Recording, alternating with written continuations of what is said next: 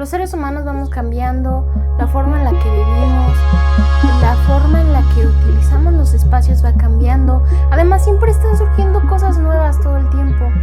Por eso es muy importante actualizarse en cualquier disciplina, y eso incluye a la arquitectura. Hola mundo, yo soy Mirospiz y el día de hoy te voy a contar sobre mi experiencia en Mextrópolis. Mextrópolis es un festival de arquitectura y ciudad que se realiza cada año organizado por Arquine. Y Arquine, de acuerdo a su sitio oficial, es un proyecto fundado en 1997 que está dedicado a la construcción de la cultura arquitectónica y es una plataforma generadora de contenidos desde la revista, las redes sociales, la radio, los concursos, congresos, festivales, posgrados y libros. Tengo entendido que Mextrópolis 2019 fue la 6ª edición de este festival. Este festival son varios días en los que se vive la arquitectura intensamente. El tema de este año fue ¿dónde termina la ciudad? Distribuidos en diversos días hay varias actividades, hay inauguraciones de algunas exposiciones, hay conferencias, son 2 días completos de conferencias donde vienen personalidades de todas partes del mundo, principalmente arquitectos. Además, Arquine realiza cada año un concurso de pabellones que se exhiben durante este festival. Entre las personalidades que encontramos en este festival destacan sobre todo ganadores de Pritzker. No me malinterpreten, hay muchos excelentes arquitectos que también vienen a dar charlas, pero probablemente lo que a la mayoría más nos llama la atención son estos ganadores de Pritzker. Y este año contamos con la presencia de Alejandro Aravena, ganador del Pritzker en el 2016. No puedo hablar de todas las actividades que se vivieron en el festival porque no participé en todas. Únicamente asistí a los 2 días de conferencias y sobre esas conferencias es sobre las que les voy a compartir un poco más. El festival está organizado por Arquine, como ya mencioné, está muy bien organizado. En 2 días hubo 20 conferencias diferentes, además de todas las actividades que ya tenían programadas. Antes de las conferencias hubo 2 días dedicados a recorrer la ciudad y experimentarla, digamos que eran como visitas guiadas. Son días muy intensos para la arquitectura. Muchas de estas actividades son gratuitas, algunas requieren registro y otras son de entrada totalmente libre. Sin embargo, para las conferencias sí se requiere un boleto que se adquiere en Ticketmaster. Obviamente el costo de los boletos depende de los beneficios obtenidos. Yo compré el boleto más básico. Por cierto, nada de esto es patrocinado, yo cubrí mis propios gastos, así que les puedo contar la experiencia de un consumidor cualquiera. Las conferencias tuvieron lugar en el Teatro Metropolitan en la Ciudad de México. Sin embargo, una de las cosas que creo que se pudieron mejorar en esta organización es el tiempo de comida, porque las conferencias están muy bien organizadas, pero están los tiempos súper justos, entonces no te da tiempo de realmente vivir, cubrir tus necesidades fisiológicas.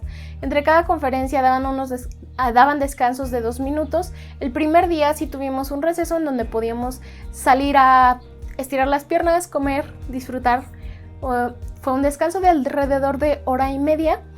El segundo día no tuvimos esa posibilidad, algunos optaban directamente por no escuchar todas las conferencias. Esa es la parte positiva, que tú puedes abandonar el recinto en cualquier momento y regresar siempre y cuando tengas tu boleto a la mano. Pero al menos yo trato de aprovechar todo lo posible estos eventos y de sacarle el mayor provecho a mi boleto. Si tuviera que resumir todo lo que fue Arquine 2019, al menos para mí, estaría nombrando a 4 personalidades: Michael Rothkin, Marina Otero, Enrique Siriani y Alejandro Aravena. El primero, Michael Rothkin, aunque realmente no me llamaba mucho la atención, era un arquitecto con el que estaba relativamente familiarizado. Es un arquitecto mexicano y por lo que llamó la atención fue por su ausencia. Así es, el arquitecto estaba programado como el primer conferencista del segundo día, el 12 de marzo, y no se presentó. Lo único que tuvimos de él fue un video de no más de 30 segundos donde se disculpaba por no estar presente y no daba ninguna explicación.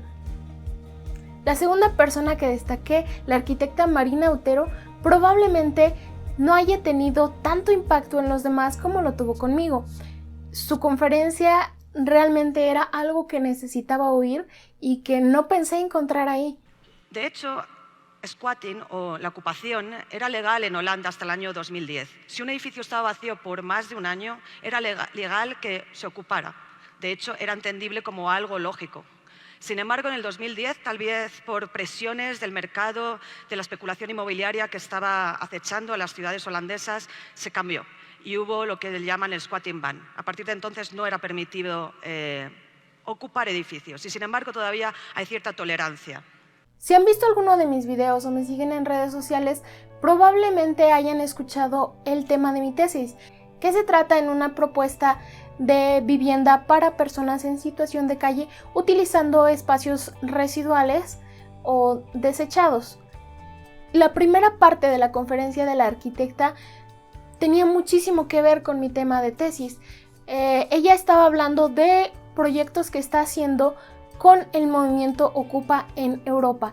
El movimiento Ocupa básicamente son personas que llegan y ocupan edificios que se encuentran deshabitados o sin uso, ya sean edificios gubernamentales o no gubernamentales. Esto lo está haciendo en Holanda, donde tienen leyes mucho más humanas en este sentido.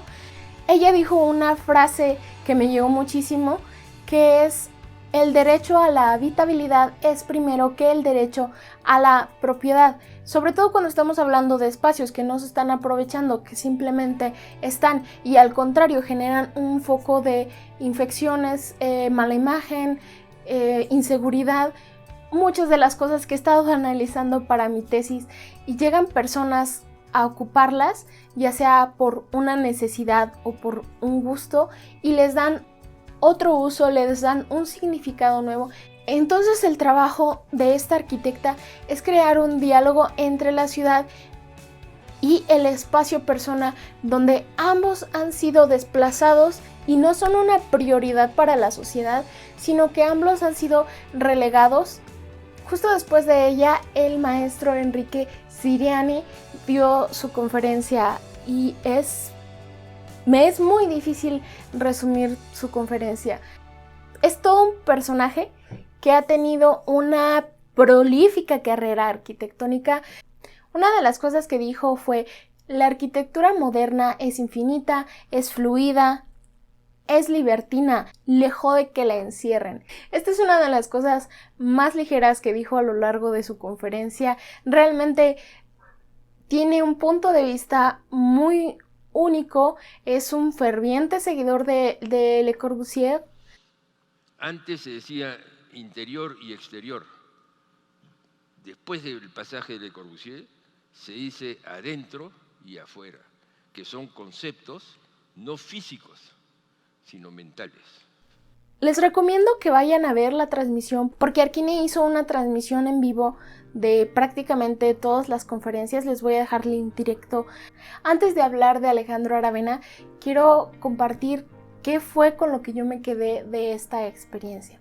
Como bien sabrán o como pueden notar, no hay una definición única de arquitectura. Encontramos muchísimas definiciones, porque la arquitectura no es una sola cosa, no se vive de una sola forma, no se experimenta de una sola forma y tampoco se crea de una sola forma. Entonces Mextrópolis me permitió ver más formas de crear arquitectura, de verla, de sentirla, de vivirla, algunas de ellas que coincidieron con mi punto de vista, otras que no coincidieron con mi punto de vista para nada.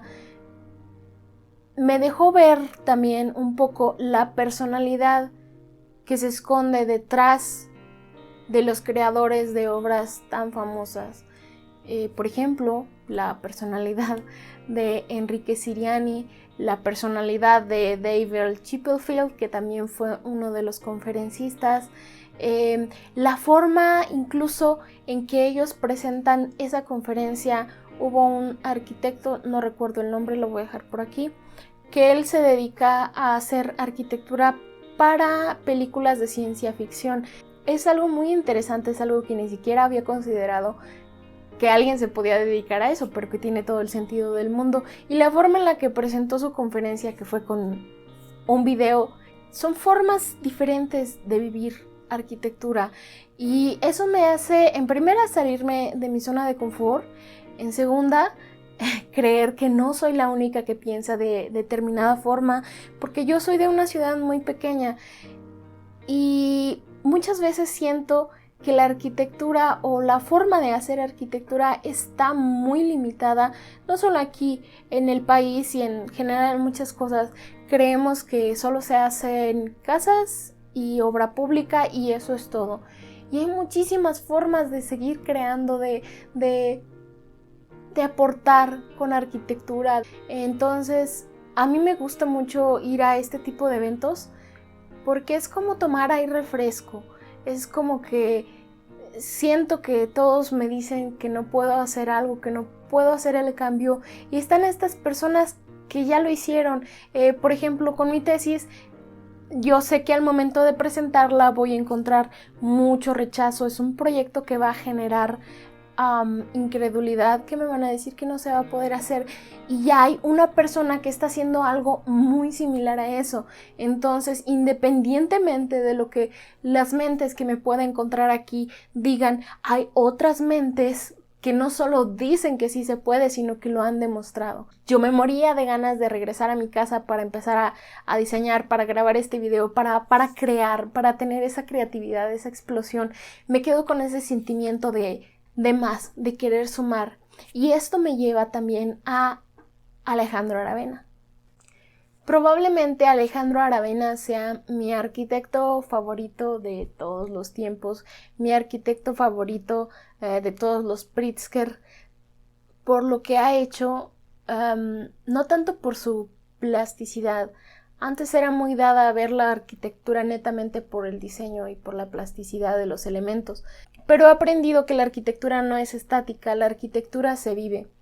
Entonces prefiero últimamente ese tipo de arquitectura y ese tipo de arquitectos que crean arquitectura para vivir, no para apreciar, para realmente vivir y para satisfacer todas las necesidades que tiene el ser humano. El sentir que estás en el mismo lugar que una persona que admiras tanto, no sé cómo explicarlo. Conocer a Aravena, aunque ni siquiera, yo estaba lejísimos, o sea, es que ni siquiera lo podía creer. No lo puedo creer aún ahora, no lo puedo creer. Es una mente tan grande,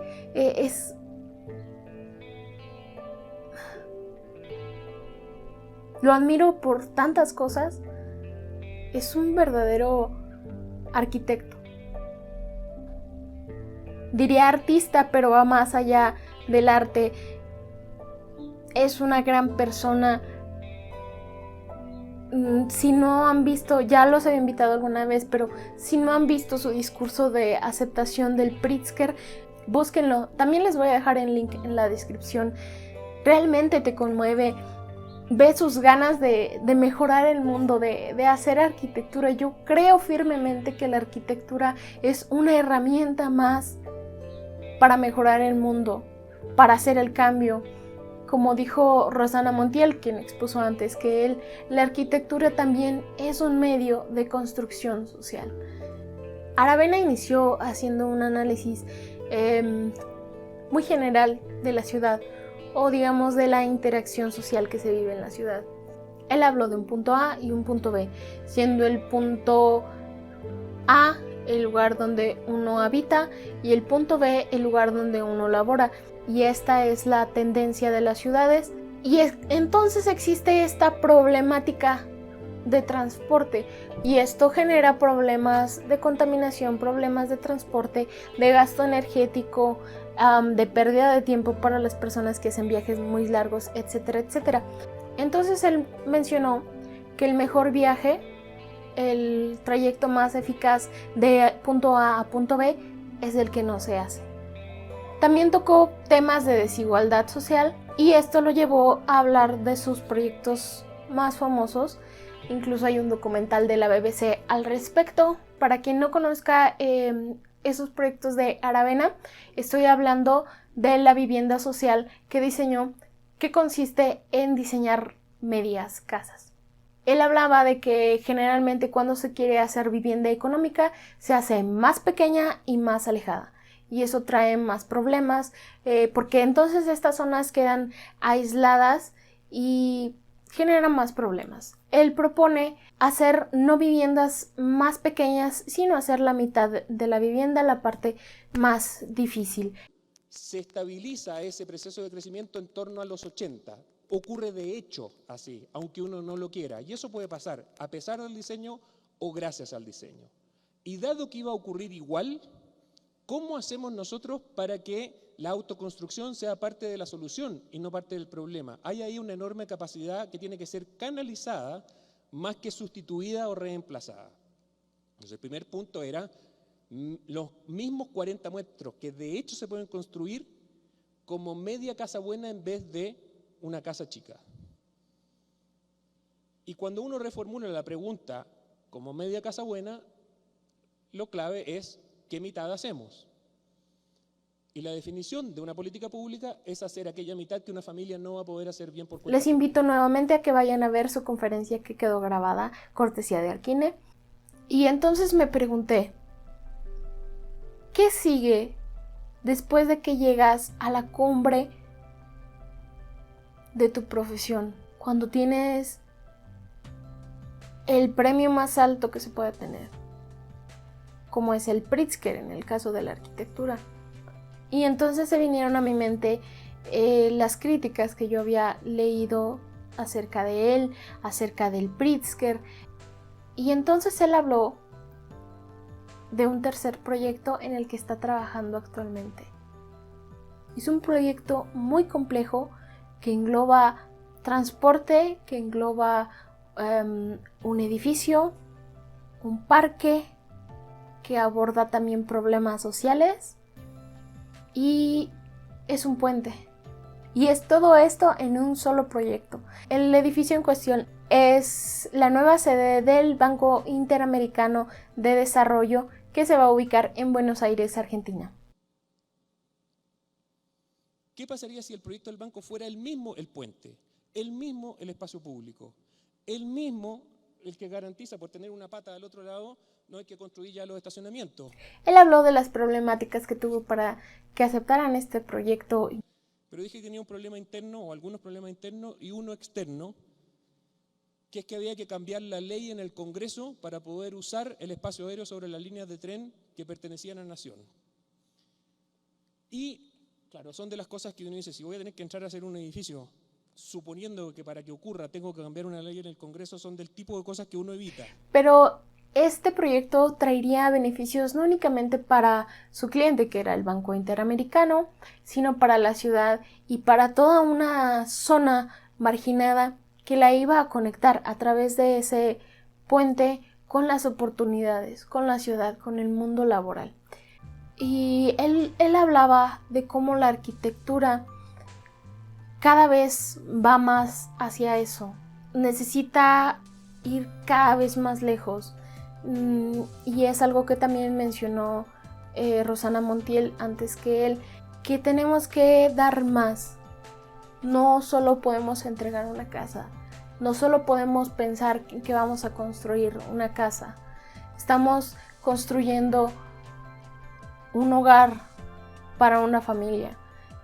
Estamos determinando qué se va a hacer o qué no se va a hacer en ese espacio de acuerdo a cómo lo necesitamos. Cada vez la arquitectura necesita involucrarse en más aspectos de la vida, porque la arquitectura es un reflejo de la sociedad y cada vez necesitamos crear más conexiones más fuertes. Y ese es uno de los retos que Aravena mencionó, que nos vamos a enfrentar cada vez más en la arquitectura de la actualidad, a interactuar, y yo agrego que tenemos que estar preparados para eso. Y para ello tenemos que seguir aprendiendo, tenemos que saber que nunca lo vamos a saber todo, que no llega un punto en el que digas, ya lo sé, que no llega un punto en el que termines de aprender.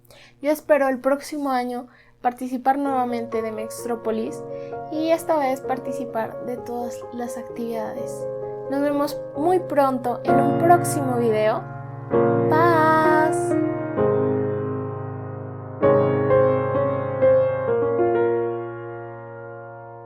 Thank you.